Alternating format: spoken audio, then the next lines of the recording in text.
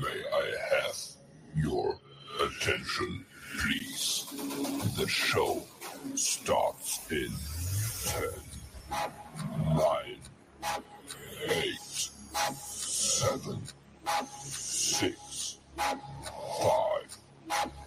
4, 3, 2, 1, go.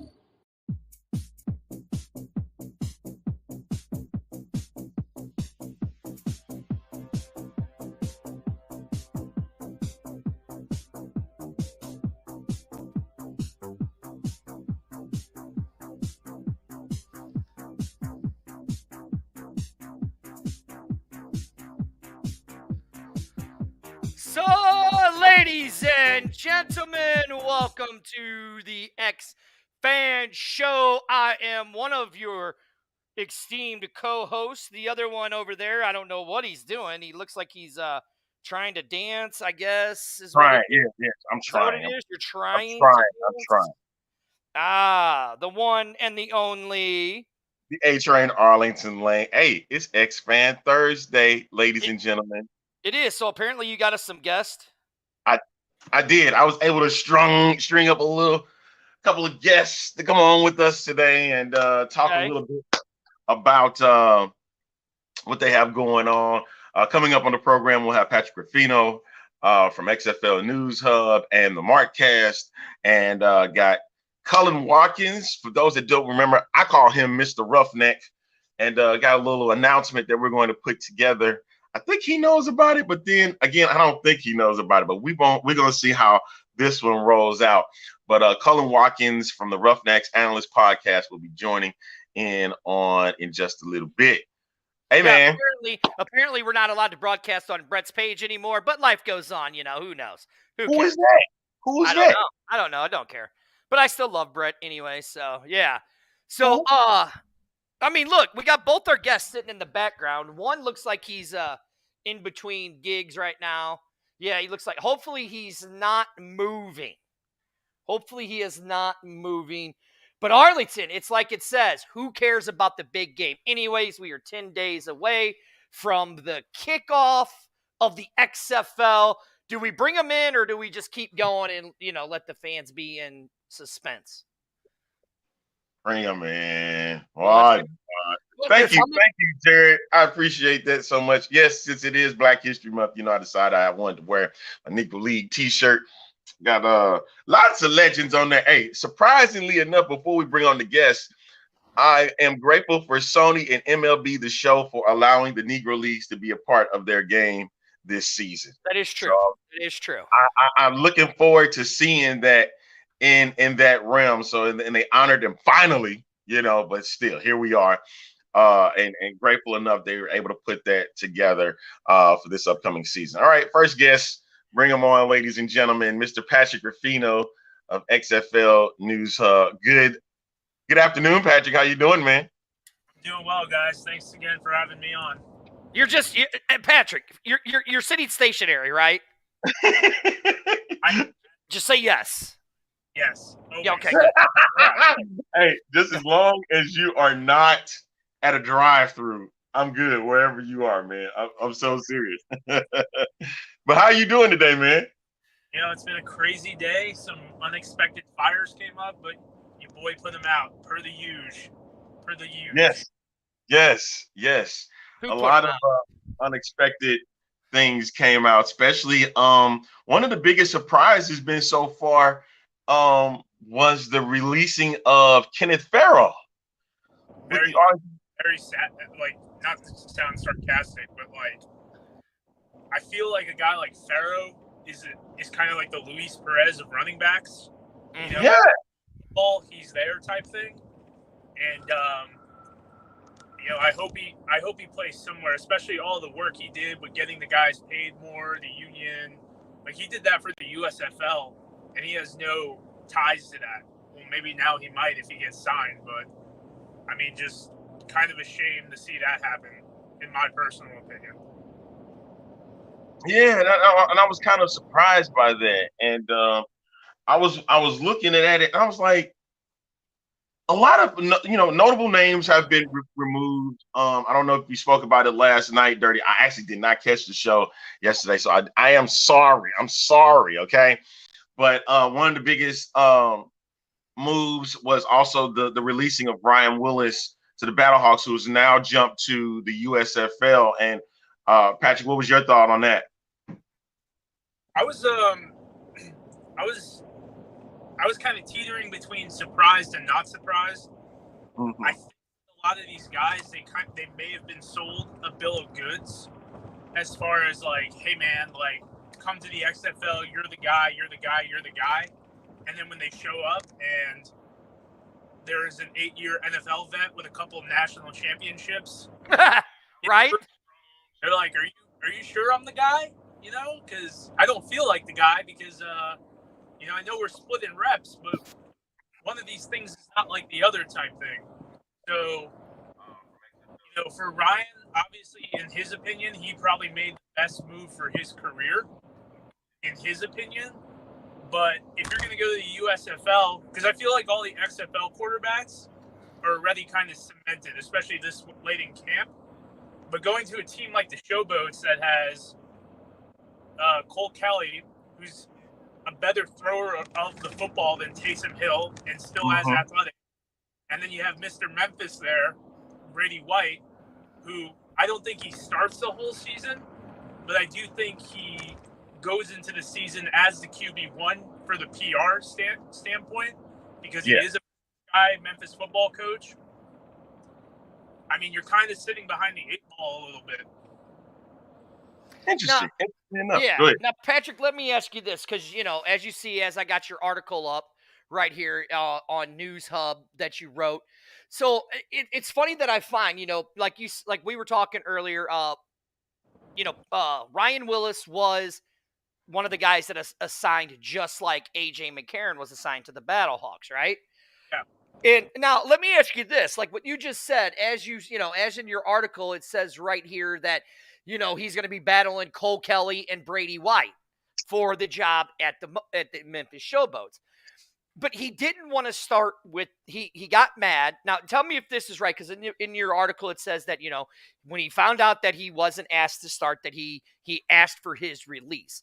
Now, does that look good for him, to asking for his release, to going to a team who has 2 quarterbacks at the Memphis Showboats that are gonna have to battle now, those 3 guys? I mean, does it bode well for him to do that in joining the Showboats?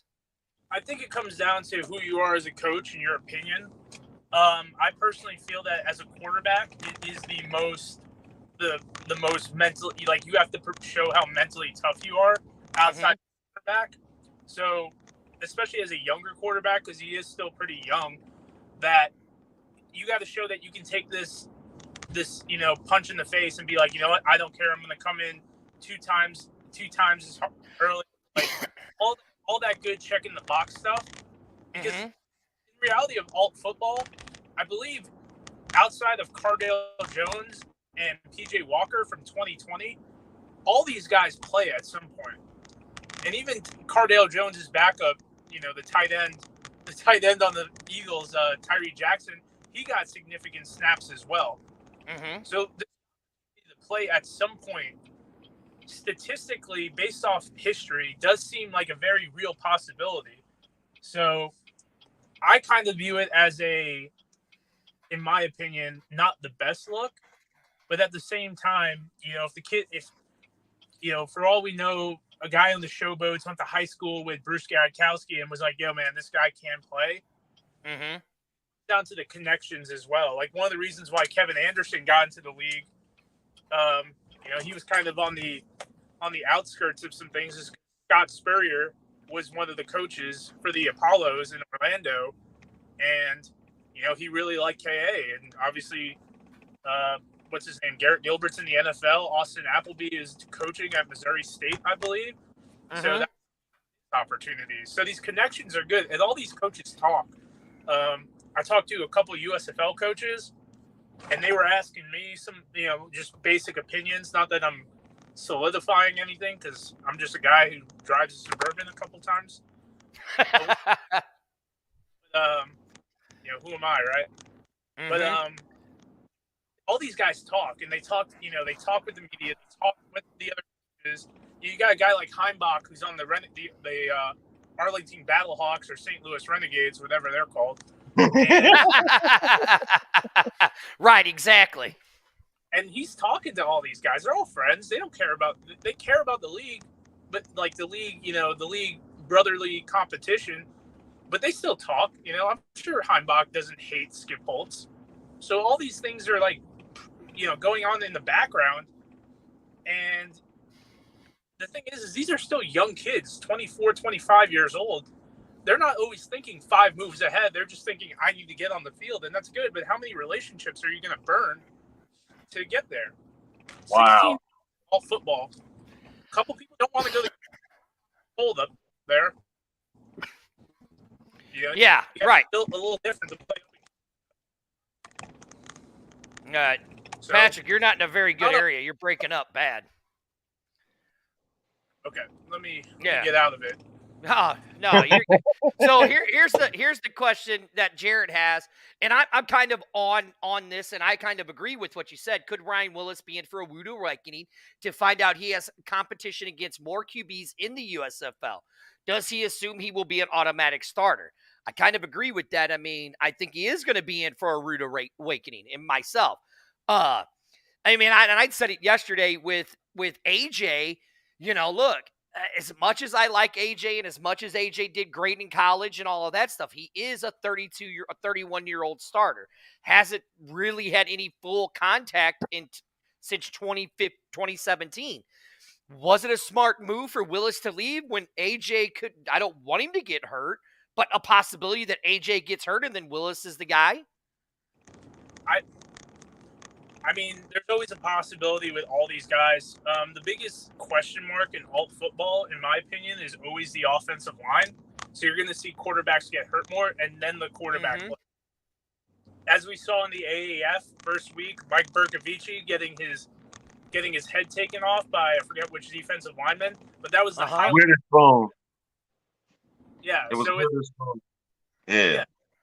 I mean, I think it says more to the, just like your intestinal fortitude of like, yeah, coach, that doesn't bother me.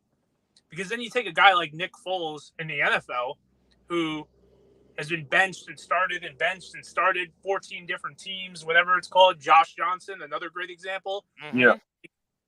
Those guys have been promised the world, I'm sure, at some point, especially Johnson at Tampa Bay in his earlier careers.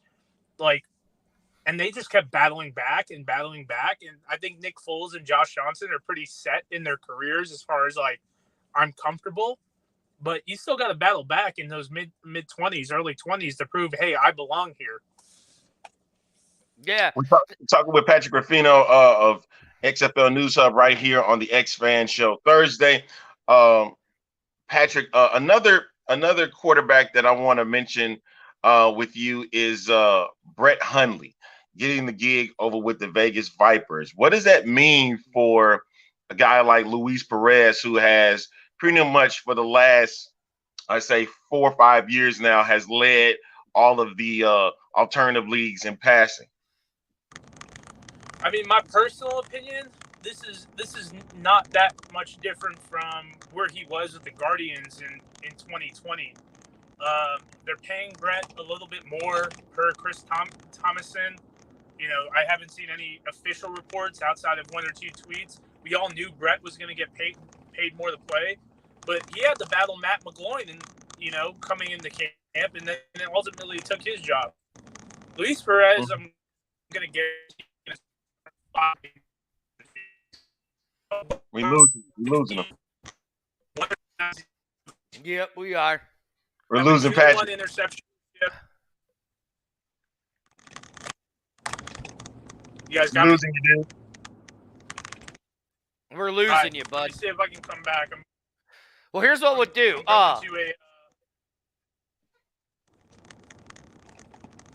There it goes. That's it. It sounds like it's raining where you are. Yeah, is it raining where you at? It is, yeah. I'm getting out of the. I'll be in a more advantageous area in a second. Okay. Excuse me. But Perez is going to start 5 games. He's been in this situation before. You're semi-similar to when Matt McGloin was the guy at with the Guardians. He's going to battle. He's a tough kid. He loves playing football. He's a smart kid. Taught himself how to play quarterback. So he's going to be fine moving forward into 2023. Now, does he start week 1? I have no idea. You don't bring in Brett Hundley and get rid of Brian Scott to have him sit on the bench and pay him more. But don't be surprised if Perez is in there at the end of week 1, going into week 2, if Hundley doesn't perform. Hundley hasn't really played much since his little stint with the Cardinals, with the Packers in 2016, 2017. And then he had spot work with the Cardinals in either 18 or 19. But the fact to remember about that is he got jumped over by Chris Streveler when he was with the Cardinals. So take that for what it's worth. Yeah, exactly. It's just going to be interesting. I mean, if you guys could check Patrick's stuff out over on it's News Hub. He writes his articles over there, and you guys can check him out on his Twitter page, which is, what is it? It's NFL or QB. NFL QB Talk. Yeah, that's right. I just had it. And then I just started doing some YouTube.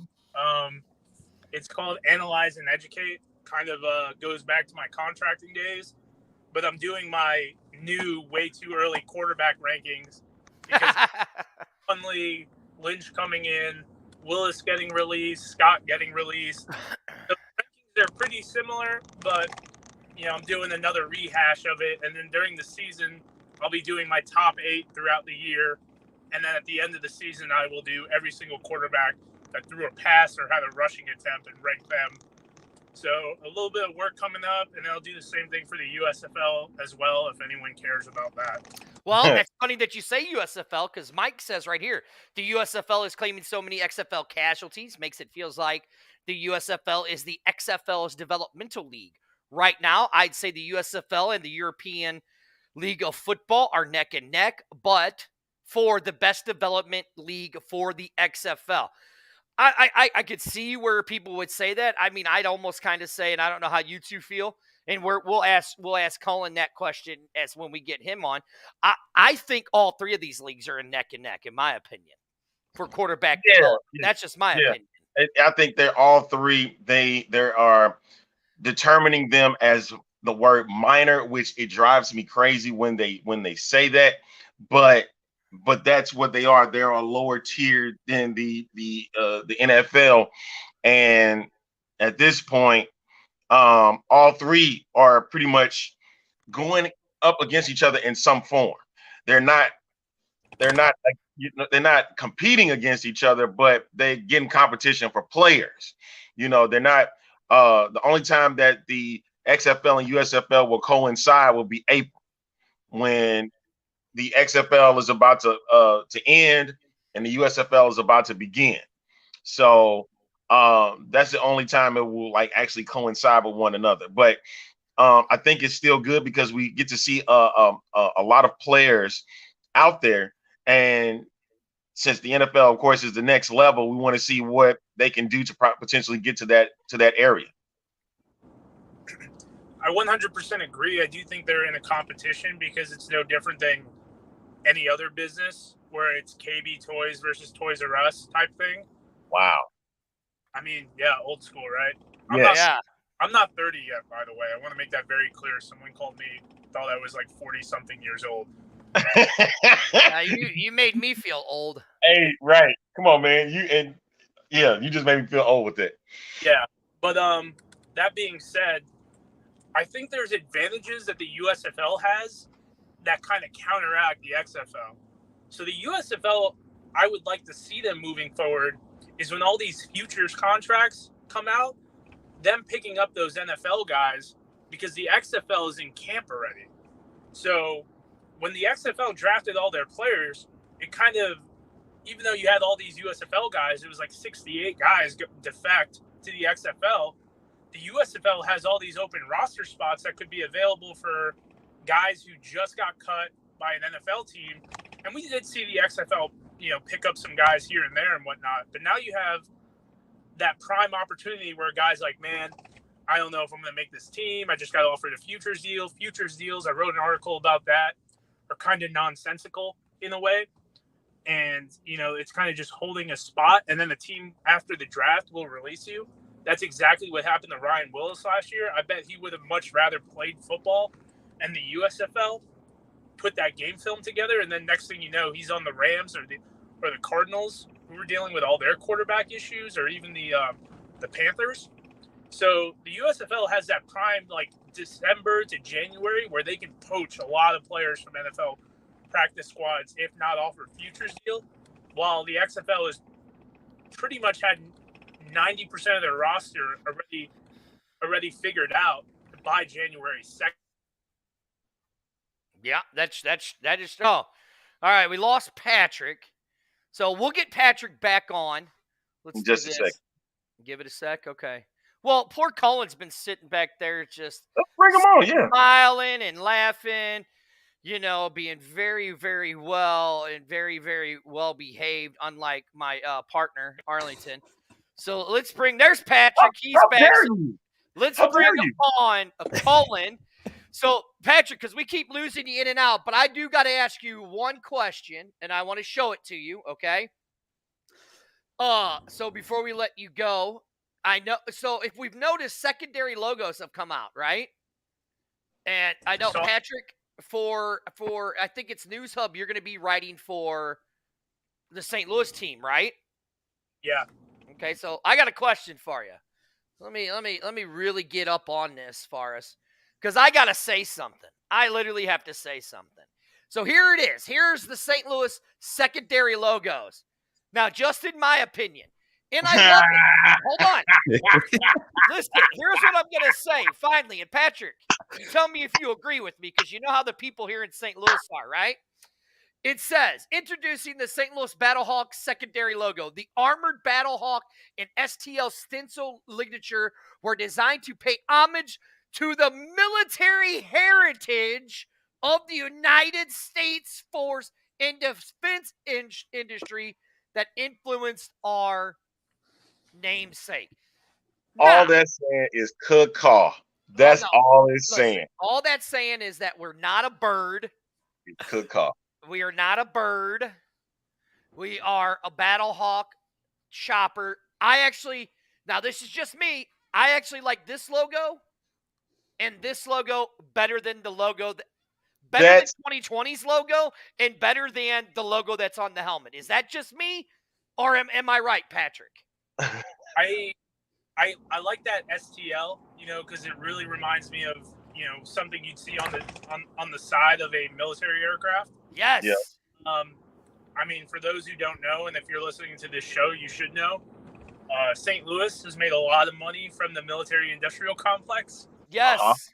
With Boeing and GKN, both having shop here in Scott Air Force Base, being about 5 minutes away. Mm-hmm. I mean, I like that the STL more than the actual Battlehawk. I love that. Love that. Yeah. Hey, Patrick. I'll rock that on a shirt, no problem. Like, Right. Patrick, that means you have no idea what McDonnell Douglas is. Is that right? What, as far as the pilot? Yeah. Because I'm like, he mentioned Boeing, and I'm like, he said his age, so I'm like, he doesn't know what who McDonnell Douglas was, right? Yeah, he's making me feel really old if he doesn't know who McDonnell Douglas is. Thanks, Patrick. McDonnell Douglas was Boeing before it became it's Boeing. now Boeing. It's now Boeing. Hey, but real quick, I gotta ask you this before we get to Cullen. You did your top 10 XFL players for the upcoming season, and I was very surprised with a few of them. I think one was 7, Martavius Bryant, 5, Abram Smith. Number 2 was former Battlehawks quarterback Jordan Ta'amu, and number 1 was Marcell Ateman. I want to go to that one. Marcell Ateman at number 1. What was your thought process when you were putting this together? What was I thinking, you mean? What was that? Well, I need to know what you was thinking about. When you said Marcell Ateman number 1 over Jordan? Yeah. So my thing about Jordan is I'm very curious to see how this offensive line protects him, because over his 2 years in alt football, this guy's been a top 10 rusher. Yeah. Led the Bandits in rushing last year. If he didn't lead them, he was within like 20 yards of of Jawan Washington, I believe, from the Bandits of the USFL. He was the leading rusher, and I think he was like number 5 in the XFL in 2020. So I know athletic ability is a part of his game, but he was running for his life with the Bandits. He did throw a couple interceptions, took a couple more sacks. I do think he should have been the all USFL quarterback last year. I think it was more of a recency bias with Kyle Sloter because of how well he played initially, but that injury totally took him off.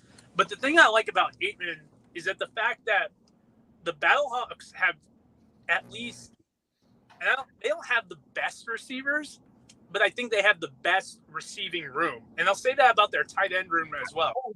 I told you. I said that too. I told you.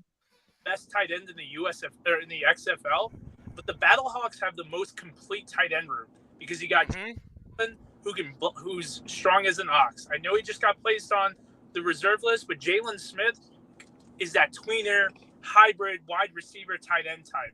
So you have that guy as well. Then you got Jordan Thomas, who's that traditional 90s type tight end.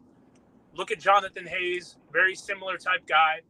And then you have Hakeem Butler, who can tween between that wide receiver and tight end role, which I think he fills into that. And Giovanni Robinson could be a breakout player if he's given the opportunity. I personally think he starts out on the bottom of the depth chart, but the guy's athletic and can catch.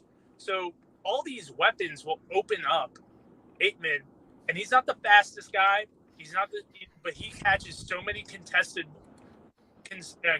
passes that is going to make him a dynamic player, especially with a guy like AJ, who's going to be feeding him the ball. And then you have these secondary receivers like George Campbell and Darius Shepard, who are going to just make life so terrible for these other defenses that personally I feel that Aitman's going to have a surprising season and definitely end up in the top 5 of the receivers. So he's definitely starting out, in my mind, as one of the more underrated receivers in the league. And there's a reason why they use the first round pick on him. So take that for what it's worth. All right, Patrick, I got one last question, then we're going to let you go. Brian wants to know, based on what we know as of today, what does your gut say about the team to watch in the XFL? I think it comes down to the Renegades and the Roughnecks and the Battlehawks personally. I got a lot of respect for AJ Smith, and I think Brandon Silvers is very underrated in the alt football space. I don't think Silvers is going to be an NFL quarterback. I think that window is closed for him. But for being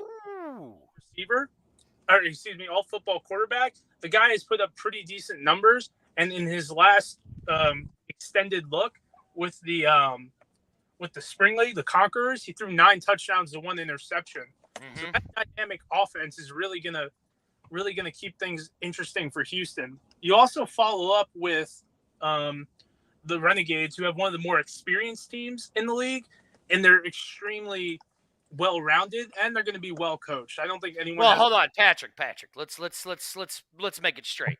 They have Chuck Long going to be helping and call their plays, so it's going to be run, pass, run, pass, run, pass again. But Hayes is there with them, so I don't think they're going to be fully with that. So I have to disagree with that just a little bit. So disagree all you want. I don't care. Really? That's what you're doing? Oh, okay. Disagree. All right. All right, Patrick. Before you go, Patrick, tell everybody where they can find you on social media, man. So my work is on XFL News Hub, USFL News Hub. I'm also on Twitter, NFL QB Talk, and I'm doing some more YouTube stuff. Analyze and Educate is my YouTube channel. So you guys want to go over there, subscribe, all that good stuff. You know, I'd love to hopefully getting ready to retire soon. So I love it. Yeah, retirement fun. All right, Patrick, thank you for joining us. I have to get you on because Amanda says I knew I liked you for a reason, Patrick. So I'm going to have to get you on one of the Wednesday night shows so you can talk with her and you guys can sit there and gush all over the Battlehawks together. Much fun. All right, guys. Well, thank you. All right. Thanks, Patrick. Ladies and gentlemen, Patrick Ruffino of XFL News Hub and the Markcast joining us on the X-Man Show. Got a young man with us right now. Hey, he's a freshman over at the University of Houston, and he does the Roughnecks Analyst podcast, soon to be the Rough 'Em Up podcast. Absolutely. I got my man Cullen Watkins on here with me. Cullen, how you doing today, man? I am doing great. It is so nice to take a break from all my work this week and be on here with y'all. I have been watching y'all for a long time, so it's finally great to be on here. I've been looking forward to this the whole week. That's good. Good. Okay, so as you can see right here above is the alternate logo for the Houston Roughnecks. What is your thoughts on that? Yeah, so I'm actually not the biggest fan of this, actually. Of course, in 2020, we had the iconic, the roughneck with the helmet on as our secondary logo. Everyone loved it. I loved it. I have a shirt of that. I really do feel like it is a downgrade. I don't really understand the gear thing that they were going for, really. I feel like they could have went for something more roughneck oriented. Am I going to get a shirt? No, but it's all right. It's all right. I definitely like the St. Louis ones a lot better. I do. I will say that. Just butter up the St. Louis fans. Don't do that. Hold on. Here's why I think that the gear is such possible. And this is why I think that the gear makes sense for the Roughnecks.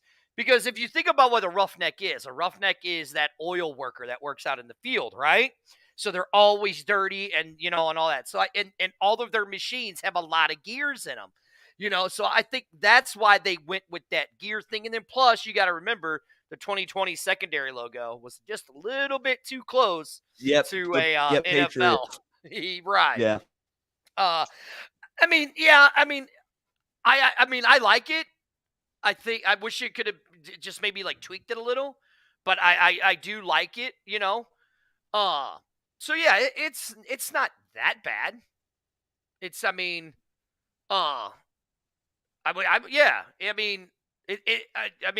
don't know. It's good. So I actually got a chance to see the shirt itself, and it has the H, of course, in the middle, and it has Houston above it, and the Roughnecks down at the bottom. I'm like, okay, I can see that, but just as a logo by itself, it's okay.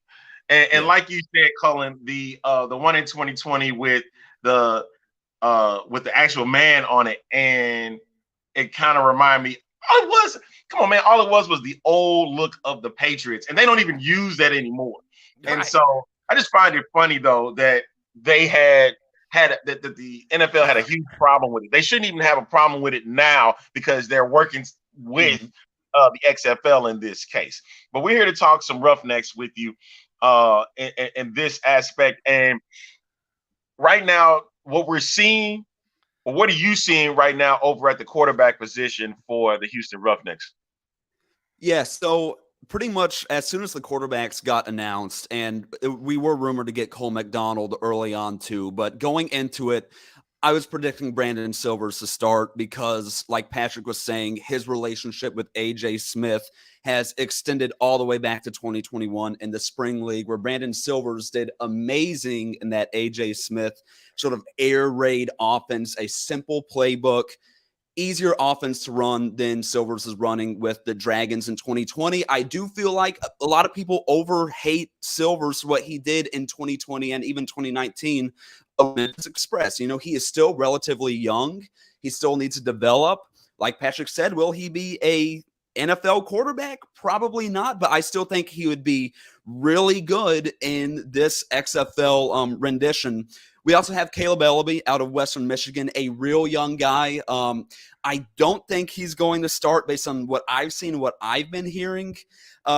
He's a little too young. I think possibly later in the season we'll see him take some reps, and hopefully he surprises us because I think he has a lot of potential, but I'd like to see either Brandon Silvers or Cole McDonald start. But going to Cole McDonald, I've talked to some guys around here in the Houston media markets who were able to go to training camp, the Roughnecks training camp, and watch these quarterbacks play.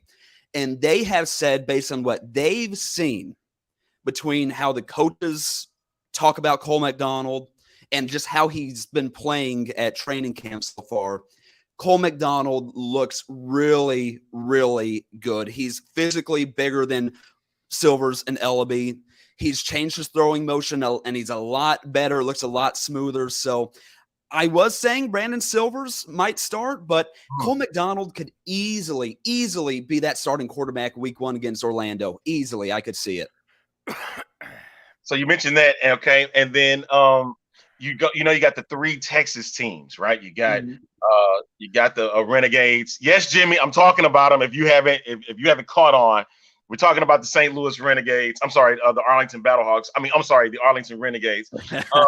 And of course, we got the new San Antonio Brahmas. Can Houston sustain being the top of the Texas teams? Because it's looking really interesting now that, of course, the Renegades are looking closer towards the Battlehawks, and they had that team previously in 2020 didn't do so hot, but this go around it could seem like that because they pretty much took the whole Battlehawk team, and then this Roughnecks team is looking very different from the 2020 iteration. What are you thinking on that one? Well, I am a little scared of Arlington. I'm not going to lie, and that hurts me to say because Arlington is probably one of my least favorite teams, in the league, being from Houston. It's sort of that rivalry that you have.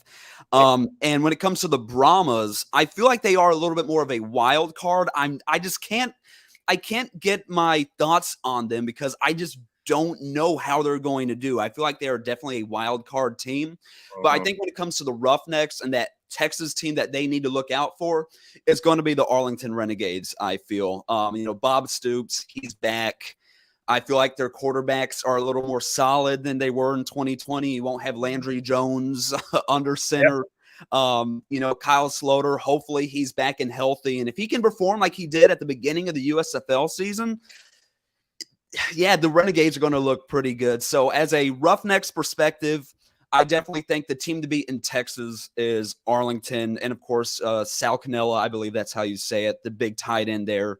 You have that New Orleans Breakers connection between Sloter and Cannella. So, yeah, the Renegades are looking really good. I am a little nervous about them. But, again, we're the Houston Roughnecks. And, not only as a city but as a team, we are used to persevering through hardships and to – our coaching staff, in my opinion, is the best coaching staff by far in the XFL. So I really do think that that's going to come into play as the season goes on.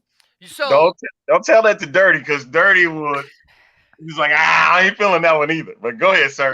So Cullen, you really think your guys' coaching staff is better than the one in Seattle? I knew it. Seattle is assembled. Now, okay, that is a good point. That is a good point. Of course, being a Roughnecks fan, June Jones. Look, I'm a Battlehawks fan, but I can admit Seattle's got a really damn good coaching staff. They do. But I think just the fact of having, Wade Phillips. I give you that. Head coach. His defense, I think, is going to create one of the, in my opinion, I think we're going to be the top defense in the league. I'm just going to come out and say it right now. Oh. Yep, I said it. I think we're going to be the top defense in the league. Okay. And 2, AJ Smith, I think is – I made a video on him on my channel. He is truly, I think, a hidden gem in the league. He's a young football mind. I think he's the future of the air raid offense. I think he is going to – him along with Phillips – I think they're going to be a dynamic duo to watch in this league, and I have so much faith in all these guys. Yeah, Peyton Party as the wide receiver coach. I talked to him a few weeks ago, and he is just himself such a bright young football mind. So I really do like what the Roughnecks are bringing to the table when it comes to the coaching staff. But, Dirty, you are right. This Seattle does look really good. Seattle does look please really don't do that. Don't do that to him, because now you just boosted his ego. Just boosted this man's ego, and I can't take it. I cannot take it. I just speak the truth. I mean, as I look over this team, I don't recognize a lot of the guys on their offense, right? For the Roughnecks, but now their defense. I mean, yeah, I can kind of agree that defense could possibly be a very, very tough defense because some of these dudes are big. Yes. I mean, like Glenn Logan. I mean, he ain't no small guy. Glenn Logan's not a small dude. Tavon Mason, again, another dude from Arizona, not a small dude on that defensive line. The linebackers. You have I always Arlington, my favorite guy. Diego, I'm not going to say his last name because you know how I like to say it, Arlington, but we can't get in trouble. But from You Navy, can't. It's his name, man. It's his Huh? name. What? How do you say it? Fagot. Faggot. That is not how you say it. I believe it's Fago. I think that's how you say it. Fago, I believe. I looked it up. Yeah, I think it is Fago. But you wanted me to say it, not you. I already know how you did that. Right, yeah. But I mean, listen, Diego Fago, I mean, a great linebacker out of Navy. I mean, like right here, look, Champ knows it. Dirty's always right. I'm always right. Champ, stop. Fargo Fago. French. Fago, I mean, whatever. It's, as I look at it, I kind of agree with you because Wade Phillips, as you can see, Wade drafted a bunch of guys that were defensive minded and some really good defensive players. Jordan Mosley out of Maryland, D-back. I really think in this case, Colin, maybe you can agree with me. He went and got a lot of secondary. And because he really is believing in getting to the ball and taking the ball away so that way it can create opportunities for the offense. What you think? Yeah, absolutely. And I think it's needed, because in an air raid offense, hopefully it's going to be a lot of big plays and big plays quick. So, of course, interceptions and turnovers, it's just going to lead to more points for the offense, and that's going to be really hard to beat. And, of course, in the Wade Phillips, his 3-4 defense, his 3-4 defense, I think he's gotten a lot of guys who are going to fit that scheme very well. So I am not worried about the defense. Like you were saying, Dirty, on the offense, there are a lot of names that aren't really recognizable. But at the same time, as I look into these guys, I don't think it's going to cause too many issues. Like Max Borghi, he's probably going to be our running back out of, I believe, Washington State. He's going to fit really well in the scheme. He can run, but he can also catch. He's going to fit perfectly in that air raid offense. And guys like Cedric Byrd out of Hawaii and BJ Byrd out of Morehead State, I think they got some speed to them. That's when I've talked to, coaches and just guys who've seen the Roughnecks at the training camp. They're saying that the speed on the team is just insane. The receivers on this team they're speedy. They're speedsters. So I think that's going to come down. That's going to be important when it comes down. Yeah, look, I agree. And I mean, it's going to be interesting because here's the thing that we really don't know. Do we really know how any of these guys are going to be? No. We don't. I mean, that's what it is. I mean, we know a few big players. The Vic Beasleys, AJ McCarrons, Brandon Silvers, stuff like that. I mean, if you think about it, though, let's really look at, you guys were sitting here talking about their DBs. I mean, they got Morgan Ford, who's their defensive back coach, played at Mississippi Valley State. Who was HBCU, baby, HBCU. But if you think about it. Who was kind of their head coach there at the time when he was there? What you mean? Who was his head coach? Where, at Mississippi Valley State? Yeah.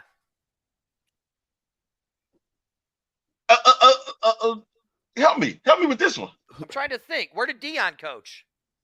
Deion was at Jackson State. Oh, yeah, Deion was Jackson exactly. State. Yeah. I'm trying to see where you was going with this. Look, I got confused. Hey, put your foot in your mouth right now. Well, who's right and who's wrong? You two are wrong. I'm right. So that's This all is that what matters. this is what I have to deal with on a weekly basis. Well, hey, okay, speaking of that, let's talk about this. You guys made a big announcement at the beginning when we dropped Cullen and brought him in, Arlington, right? Yes, I So, did.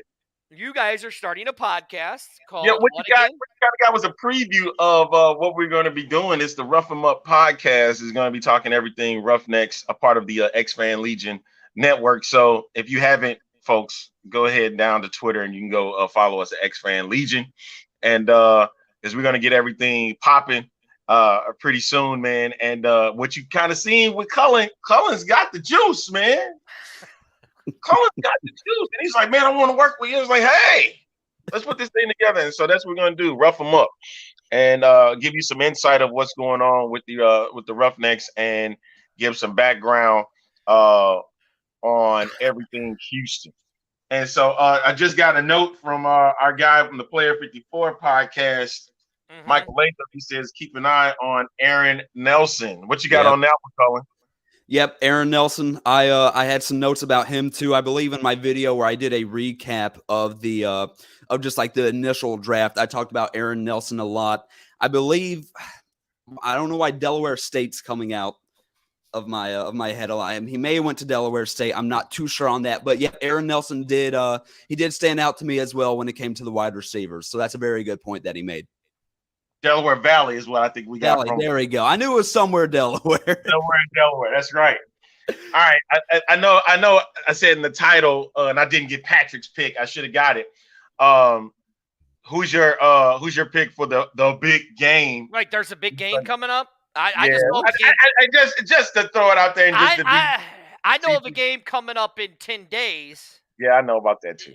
There's a game coming up February 18th. That's the only game I know about. Is there another game? Yeah, now we're talking. Keep your mouth shut. Go ahead, Cullen. This is on you, man. I'm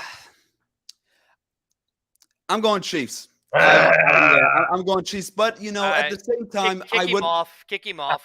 I would love to see Philadelphia win because Jalen Hurts, Houston. But at the same time, I know it sounds really bad and sort of ruthless. Being an Astros fan, there would be nothing better for me to see than to see Philadelphia lose a World Series and a Super Bowl. That's me. Oh, now, hold on. Let me explain something to you, fellas. Here, okay? Let me explain something to you how this works. Right? It's so me. We've seen how people can stop the Chiefs, right? Okay. They just shut down Patrick Kelce, or whatever that loser name, the guy whoever's 87. They shut him down. Patrick is just, a bummed up wheel.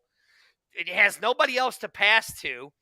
And Jalen Hurts is just all around weaponry. The Eagles are going to win this. It's that simple. I mean, they only did this. The NFL only set this up because of, to get the first two black quarterbacks in the NFL, which I think is great. Oh, are you so serious right now? You saying this is rigged? Yes, I think it was rigged. Yeah, trust me, you can shut Kelce down. Just let him come across the middle and have two defenders come at him, and he's going to be like, I don't want to get hit. He drops the ball. Stop it. Kelce's overrated. Mahomes ain't overrated. Kelce is. But yes, the Eagles will win. The Eagles will win. He went on record and said that. He just went on record and said Mahomes is not overrated. All right. Mahomes ain't overrated. So, but again, this is why I'm drawing this to it. Cullen was talking about Kyle Slaughter and Sal Ganell. How do you say Sal's last name? Yeah. Canelo, I think. It might be Canelo? Something like that. I don't know. How to say the name reminds me of the guy from Impractical Jokers, but that's a whole nother story. Right. Cullen, you're lucky I could say your name. That's all I'm saying. But anyways, that's how you can stop the Roughnecks. Just double team Sal, and then you're going to have somebody that Slaughter's going to have to trust to pass to. That's a way you could stop them. Because don't get me wrong, they are probably the best quarterback tight end combo in this league. I will say that because of their experience in New Orleans together. They are probably the best QB tight end combo that's in this league. But that's how you stop it. Just double team Sal, and then Slaughter's got to have to find somebody else to trust. Can he find somebody else to trust? I don't know. And that's on the Renegade end. So, I mean, from a Roughneck standpoint, it's like what Cullen was saying that if what AJ Smith does put together, I think that Roughneck that Roughneck offense will be fine, and it'll be just the same thing than what they had when June Jones was the head coach. Mm-hmm. Hey, listen. Madden proved it. Madden showed it. Madden showed the Eagles are winning this year. So that's all I got to say about that. What? Yeah. See, and then, Brian says right here, the Super Bowl script was leaked. The Eagles win. Look, I don't care. Here's what I care about. February 18th, there's a kickoff for the real fan league of football, right? Is the XFL. Now, That's one thing what I care about. One thing that I want to hopefully see is this whole thing about a catch. What is a catch? Because that can't be determined in the NFL. I want that to be determined in the XFL. I know it's 1 foot, but make sure it remains that way. Madden is so wrong. They said in my 2013 Broncos would win, and they lost 36-6 versus the Seahawks. Well, let me ask you this before you go, Cullen. What was your thoughts? Well, we gave Patrick 26 minutes. We're not going to give you're not going to give your new partner on Monday. What day's your guys' show? What day's your guys' show going to air? Let's say that. We ain't telling you. We ain't telling you. That's coming soon. We'll tell you. Coming soon. All right. Hey, don't be mad when it come up one host short coming up on the X-Fan show, and I got a new host up in this. Oh man, I'm being replaced. Cullen does look a little better than I do. I will give him that. I'm old and fat. Cullen's young, and you're an idiot. And I'm an idiot. All right, go on with your question. Your XFL 2020. Like, what was your memories about that when you got a chance to see that? Wait, were you even alive in 2020? I was just born, actually. Were you just born? Okay, I was gonna say. I mean, it grew up so fast, man. Right? So. Yeah. All right, go on. Yeah. So that was my that was my sophomore year of high school that the XFL 2020 was around, and I'm muting myself. Yeah. And of course, now as a freshman in college, it's been a while. It's been a long time, but so. At the time, I lived in Chicago. I lived up in Chicago for my whole life, pretty much. But I've always been a Houston fan. I was born here. I've always followed my Houston teams here. My whole family for generations has been from Houston. So I've always considered myself a Houston guy. But, man, just every weekend looking forward to watching a good Houston football team play on my TV. Priceless. It was priceless. I never had so much faith in a quarterback like I did with PJ Walker. If we were down, we got it. PJ crazy, and sure enough, he did. So nothing but great memories. I watched every single XFL game, trying to think what other just XFL memories I had. Of course, watching Luis Perez for the Guardians. It was the only time I sort of supported a New York team was the Guardians. And of course, the watching the train wreck of the Tampa Bay Vipers. Ooh. So wait a minute. So get this, Dirty. Do you know what that means? That means Cullen wasn't even alive for XFL 2001. I wasn't. I was alive. 2 years away. He wasn't even alive. All right, beside the point, I got, Cullen, I got to ask you, the secondary logos are up, so we're just going to, No. Okay, so those are all of them. Oh, the Brahma ones look good. I like that one. So here's the secondary logos. We saw the Battlehawk ones.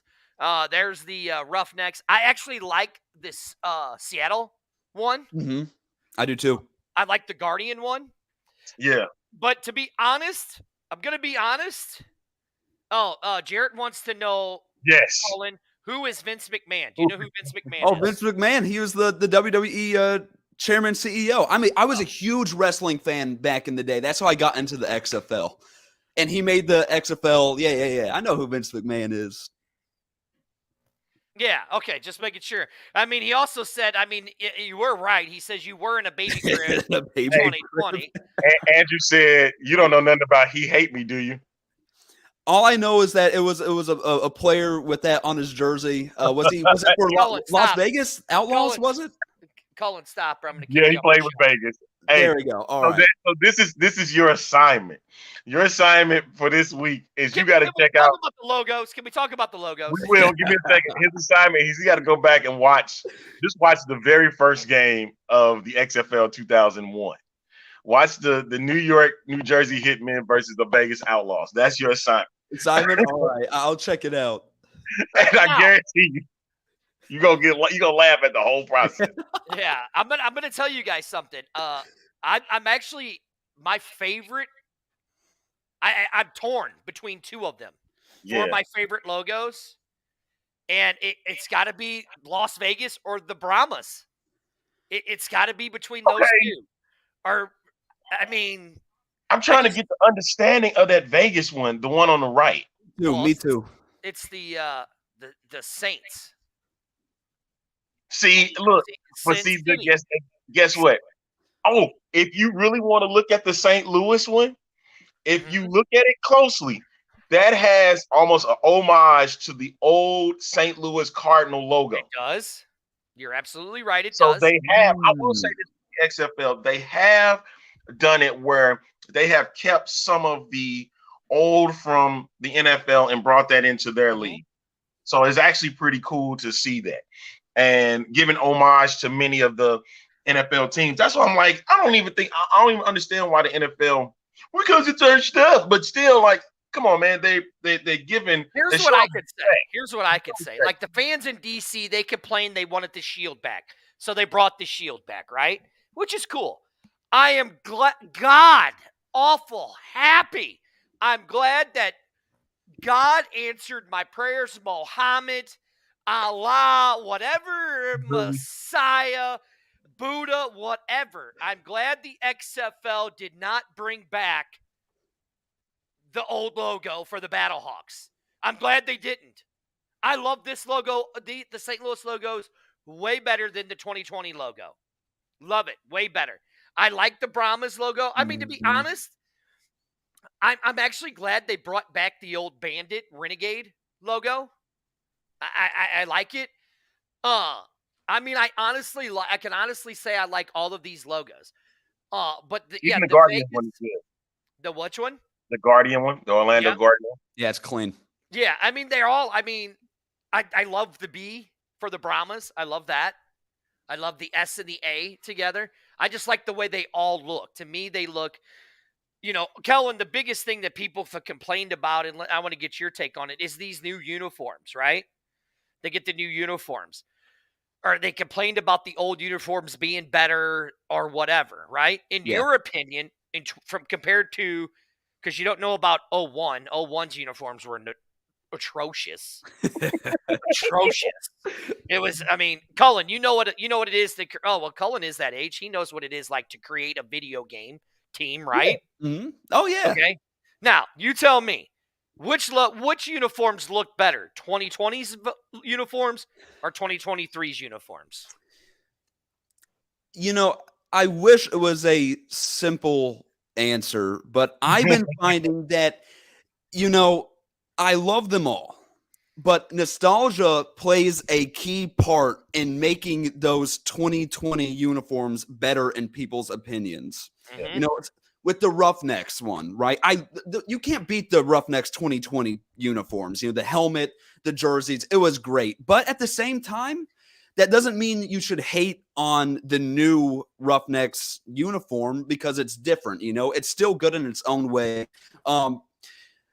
But to answer your question, I guess as simple as I can, you can't beat the 2021s. I feel I like the New York Guardians. I love that black and gray. But at the same time, you had the San Antonio Brahmas. I love their colorway at the same time, So give and take, I do like 2020s a little bit better, but this year's rendition, I have no issues with. You two are going to get along just fine. Oh, Your whatever that show, Rough 'em Up podcast. Hit the music. Just fine. Oh, look at me. Hey, I got to Cullen. agree with Arlington. What did he do? So stupid. Hey, before you go, Cullen, What? tell everyone where they can find you on social media. Yeah, absolutely. So you can find me on YouTube at the Roughnecks Analyst Podcast.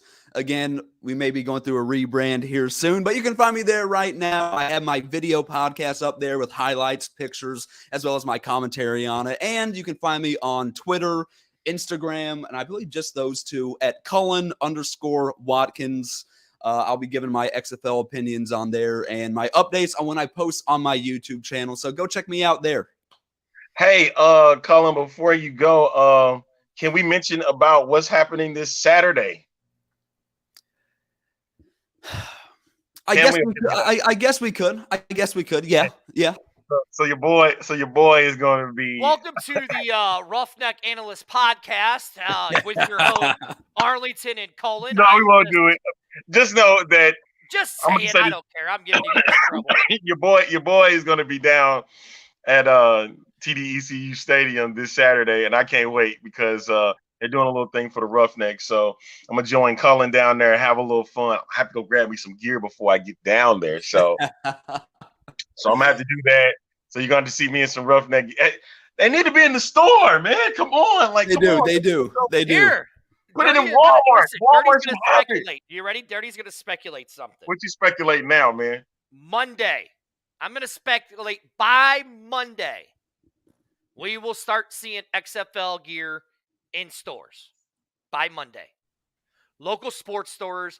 I don't know if it will be Dick's or Academy or is there Sports Authority anymore? No, I don't think Okay. there is. I don't think there's a Sports Authority, but it's either going to be Dick's or Academy starting on Monday. I just have a feeling we're going to start seeing XFL gear in the local markets. That's just my Okay. opinion. I Or hope. your Under Armour stores. Ooh, yeah, I hope. Dirty's just speculating. Wink, wink. I love doing that. All right, Cullen, thank you so much, man, for jumping on and talking with us today. And I can't wait to get started with you with Rough 'em Up, man. Hey, absolutely. I appreciate y'all. For y'all to have me on here. All right, ladies and gentlemen, that is Cullen Watkins, and got some big things coming soon. Hey, make sure that you join the X-Fan Legion as well, folks. All right, Cullen, we'll see Leave you. him on. We're just going to leave him on. I'm just going to start playing the music. Let's start playing the music. Thanks, Do everybody. it. Let's do it. X-Fan show Thursday. Close us out, Dirty. We out of here.